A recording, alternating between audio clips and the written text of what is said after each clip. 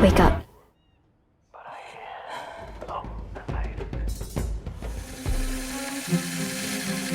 Welcome back, Warner fam. Tonight, we're diving into a 2025 thriller drama that will keep you looking over your shoulder, Holland. So, keep your doors locked and your eyes open. The story begins in the quiet town of Holland, Michigan, where fields of tulips hide more than just flowers. Nancy Vandero stands in her bedroom, rifling through drawers, searching for something small yet important. Her earrings, but they're gone. Her gut twists. Someone took them. Her eyes narrow as she turns to the babysitter, Candy. The girl fidgets under Nancy's stare, then blurts out an apology, not for the earrings, but for eating the bacon. Bacon? That's not what Nancy was asking about. The tension lingered, thick and uneasy. Nancy tells Candy to take a few days off, until she's ready to be honest. But her decision doesn't sit well with her son, Harry. He throws a fit, his voice sharp with anger. Then, without hesitation, he dials his father. Fred, an optometrist, listens as his son spills the story. He doesn't argue. He simply tells Harry one thing: he'll handle it. When Fred arrives, he greets Nancy with a warm smile and a compliment about dinner, but his mind is elsewhere. After eating, he disappears into his favorite room, the only place where life makes sense. Inside, under the dim glow of a desk lamp, he works on his hobby, a miniature version of Holland, Michigan. Every street, every house, every detail, perfect, unlike real life, unlike the messy, unpredictable world outside these walls. Later, Fred finds Harry and tells him to apologize to his mother. Simple, easy. Just say the words, and everything will go back to normal. At dinner, Nancy brings up the missing earrings again. Fred doesn't flinch. Instead, he leans back and casually suggests she check the junk drawer. She pauses. She hadn't thought of that. Harry mutters an apology for cursing earlier. Nancy nods, but the air still feels heavy. Then Fred wipes his mouth, sets down his fork, and mentions it. Tomorrow, he's leaving for a conference in Frankenmuth. The next morning, Nancy steps into her classroom at Holland High School, the scent of old textbooks and chalk dust filling the air. Teaching life management should be simple: pay bills, cook meals, keep things in order. But her own life feels anything but managed. After class, she finds Dave, the shop teacher, leaning against a workbench. She sighs, venting about her missing earrings. Then, almost as an afterthought, she mentions Fred's latest conference. Another one. They seem to happen a little too often. Dave listens, then casually mentions he has an eye exam with Fred later this week. Nancy smirks, tilting her head. "Maybe you'd look good in glasses," she teases. Dave chuckles, but there's something else in his eyes. Later, Nancy picks up Harry from school, but he immediately asks if he can stay over at a friend's house tonight. She hesitates, then agrees. At home, the house feels quieter than usual. She eats dinner alone, the glow of the TV flickering across the room. Then, on impulse, she picks up the phone and dials her husband's hotel. The receptionist answers, a few clicks of a keyboard. Then, "I'm sorry, but Fred didn't pick up." Nancy thanks her and hangs up, staring at the dark screen of the TV. Something about this doesn't feel right. With nothing else to do, Nancy resumes her search for the missing earrings. But somehow, her steps lead her to Fred's private room. The model of Holland, Michigan sits on his desk, perfectly arranged, untouched. Her fingers brush over tiny houses and paper-thin streets. Then, on the floor, she notices a box. She kneels, hesitates, then lifts the lid. Empty Polaroid film boxes. Lots of them, but no pictures. No proof of what had been captured. Her chest tightens. She carefully places everything back, making sure nothing looks disturbed. The next morning, while sorting laundry, she checks Fred's pockets before tossing his clothes into the machine. Crumpled slips of paper fall to the floor. She picks one up, smoothing it out. Parking tickets. Not from Frankenmuth, from Madison. Nancy's heart races as Fred walks in, his eyes warm and friendly. She quickly shoves the parking tickets deep into her pocket, pretending nothing's wrong. "Oh, I called your hotel," she says, trying to sound casual. Fred shrugs, explaining he must have been in the shower and didn't hear the phone ring. Nancy nods, but her mind doesn't stop. At school, she meets Dave in the empty hallway. Her voice drops to a whisper. "I think Fred's cheating on me," she confesses, her words heavy with fear. She tells him about the tickets, the missing earrings, the Polaroid film. She even suggests that Fred uses the cameras to hide evidence of his affairs.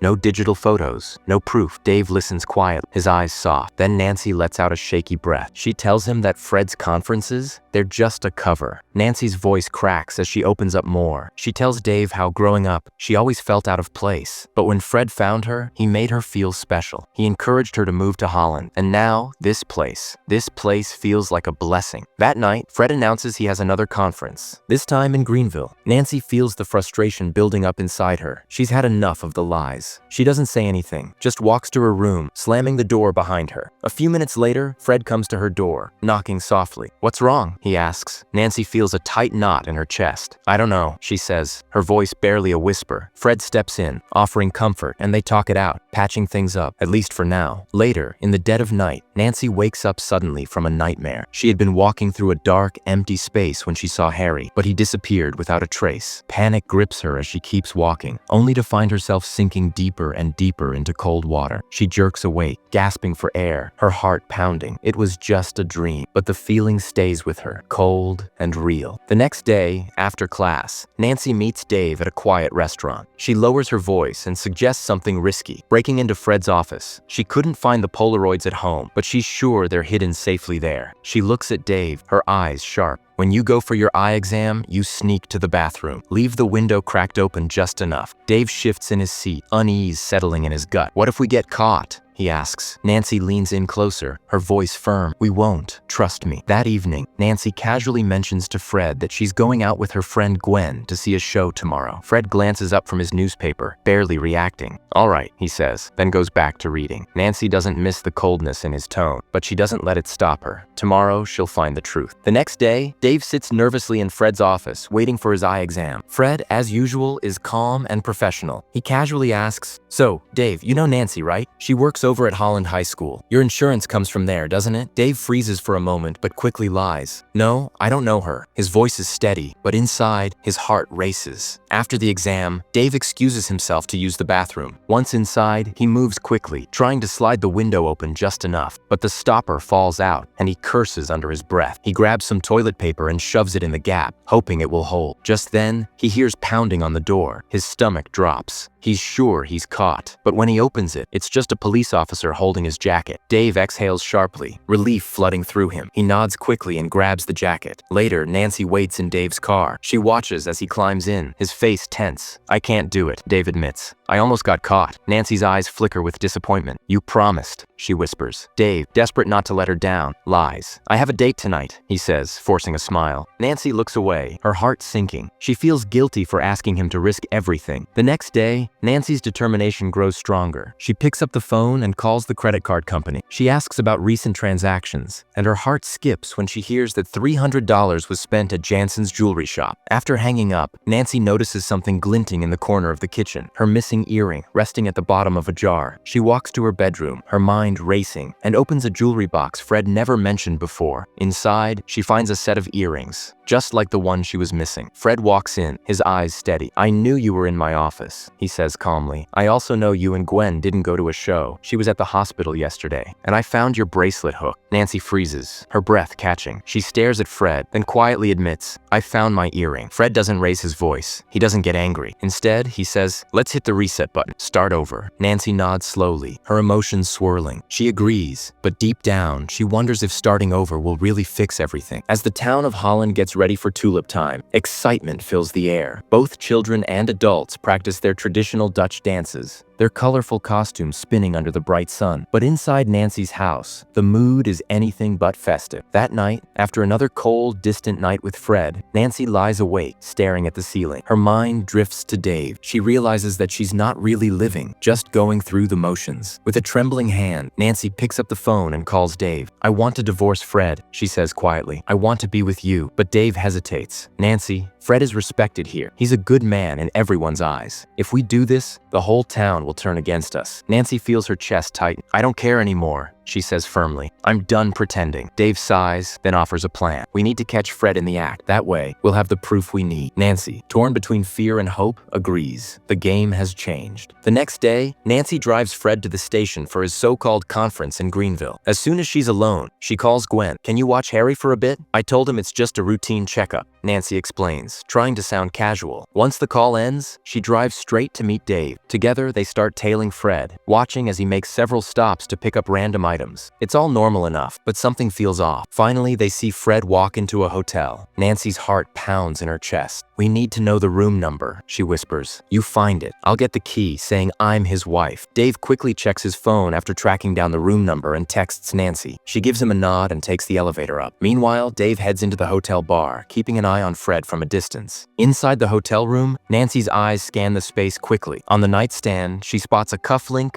dog treats, and lingerie. Her heart races as she snaps a photo of the items. Just as she clicks the last shot, Dave's voice rings through her phone, sharp and urgent. "Hide now, Fred's on his way." Nancy's breath catches in her throat. She hides behind the curtain, barely breathing. As Fred steps into the room, she escapes just in time. Later, Nancy meets Dave, excitement lighting up her face as she shows him the photo. Their eyes meet, and before she knows it, they're kissing passionately. For the first time in ages, Nancy feels alive, like a weight has lifted. But Dave pulls back, his expression serious. "We need more than this, Nancy. We need solid proof. We need to catch him in the act." Reluctantly, Nancy agrees. They split up. She heads home to act normal, while Dave keeps a close watch on Fred. The game isn't over yet. At home, Nancy heads straight to Fred's model room, her mind spinning with thoughts. She picks up a magnifying glass and starts studying the tiny details. As she focuses on one of the houses, she notices something strange: the name Lacey Ann written on the side. Curious, Nancy quickly searches the name online. After a few clicks, she finds a number in the directory and calls it. On the other end of the line, a voice tells her about a woman known as the Bologna Queen who went missing 3 years ago. Her body was discovered months later. Nancy's heart pounds, and she pushes deeper into the mystery. She sifts through Fred's architectural designs, flipping them over one by one. On the back of each, she finds a series of PIN codes. Her mind races as she remembers the parking tickets she found in Fred's pants pocket. She cross-references them. The codes match. With a sick feeling in her stomach, Nancy heads to the library. She searches through old case files, diving into reports of missing people and murders in the 5 areas connected to those PIN codes. As she reads through the pages, her hands shake. The reports show a pattern: multiple women, all dead or missing. The truth is slowly unraveling, and Nancy realizes how deep she's gotten into something far darker than she imagined. Meanwhile, Dave watches from a distance as Fred flirts with a woman. A sick feeling settles in his stomach. Unsettled, Dave decides to follow them, leaving his phone behind by mistake. Inside the woman's house, Dave is hit with a horrifying sight. Fred is trying to kill her. The struggle is chaotic, loud, and messy. Dave barely manages to escape with his life, his heart racing in fear. As he catches his breath, Fred stands there, staring coldly at Dave. "You knew my wife, didn't you?" Fred says, his voice flat and dangerous. Panicked, Dave runs, his feet pounding against the ground as he reaches a nearby lake. Fred is right behind him, ready to strike again. But in a moment of pure instinct, Dave pushes Fred into the water. Fred splashes and sputters, shocked and furious. As he fights to regain control, he realizes what Dave's done. He knows what has to happen now. He must eliminate every trace of the truth. Later that evening, Dave shows up at Nancy's house. His face is pale, and his hands shake as he tells her, "Fred's a murderer, Nancy, but you're safe now." Nancy's heart skips a beat, her breath catching in her throat. He continues, his voice forced calm. "I confronted him, and he agreed to leave. I promised I wouldn't call the police. He's running." Dave's eyes are desperate as he suggests, "We should leave town. Get out of here before it's too late." But Nancy shakes her head. "We can't just disappear, Dave. Not yet. Tulip time is coming, and we can't leave now. I promise. We'll go after the festival." The next week drags on for Nancy, a blur of unease and tension. Meanwhile, Dave lies awake at night, tormented by nightmares. Fred's face looms in his mind, along with the growls of the dogs that chased him. The fear won't let him sleep, and the weight of the secrets they're carrying grows heavier with each passing day. Finally, tulip time arrives, and the streets are buzzing with excitement. Nancy greets her friends, trying to act normal, but her heart nearly stops when Gwen casually says, "I saw Fred earlier." Panic grips Nancy's chest, and her eyes scan the crowd. But when she turns, it's not Fred, it's Dave, standing there, looking tense. After watching her son finish his Dutch dancing performance, Nancy's mind races. She quickly searches for Dave, and when she finds him, her eyes widen in shock. He's holding a gun. "I saw Fred," Dave says, his voice tight. "I went after him, but he disappeared. I think he's onto us." Fear floods Nancy's body. She looks around, her thoughts racing. "We need to get Harry home now." With her heart pounding, Nancy hurries her son away from the festival, all too aware of the danger that's closing in. Later that night, there's a loud knock at the door. Nancy's heart skips a beat, and she quickly whispers to Harry, "Stay in your room. Don't come out no matter what." When Nancy opens the door, Dave steps in, his face pale and full of guilt. "I killed Fred," he says quietly. "We need to go to the police. Tell them everything." Nancy's stomach churns. "No," she snaps. "We can't. It's too late for that." The argument grows heated, voices rising. In the chaos, Dave stumbles, hitting his head against the wall. Blood starts to drip down his face. Shaken, Nancy tells him to stay put. "I'll go get help," she says, her voice shaky. But just as she turns to leave, something feels wrong. Her stomach drops. Her son is gone. She searches the house frantically, her pulse racing. The fear in her chest grows stronger with every step. And then, to her horror, she finds him, standing in the doorway with his father. Fred glares at Nancy, his eyes cold and filled with fury. "You've ruined our family name," he spits, his voice bitter. "The killer inside me isn't the same as the man you married, just like your affair with Dave wasn't part of our marriage." His words hit Nancy like a punch to the stomach. But Fred isn't done. "We can reset everything, just like we always do." Once inside the car, Fred acts like nothing's wrong, driving casually, as if they're just another normal couple on a drive. But Nancy's had enough. "Stop the car!" she shouts, her voice shaking with anger. She turns to her son, her heart pounding. "Run! Now!" A violent struggle erupts between Nancy and Fred, her fists slamming into him in desperation. In the chaos, she manages to wound him, and finally, Fred stumbles back, defeated. Breathing heavily, Nancy hurries back to the house with her son, only to find that Dave is gone. The house feels colder now, emptier. Was Dave ever real? Or had he been nothing more than a shadow in her mind, a figment of her broken hope? Let me know in the comments. So if you like this, hit subscribe and turn on notifications for more recaps. Thanks for watching. See you next time on Warner Movie Recaps.